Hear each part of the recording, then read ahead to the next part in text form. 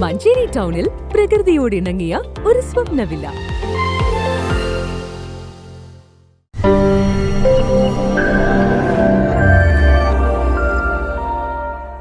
മഞ്ചേരിയിൽ രാത്രികാല medical camp സംഘടിപ്പിച്ചു.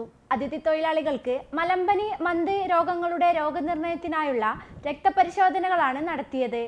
അതിഥി തൊഴിലാളികൾക്ക് മലമ്പനി, മന്ത് എന്നീ രോഗങ്ങളുടെ രോഗനിർണയത്തിനായുള്ള മെഡിക്കൽ ക്യാമ്പാണ് മഞ്ചേരി കച്ചേരിപ്പടിയിൽ വെച്ച് നടന്നത്.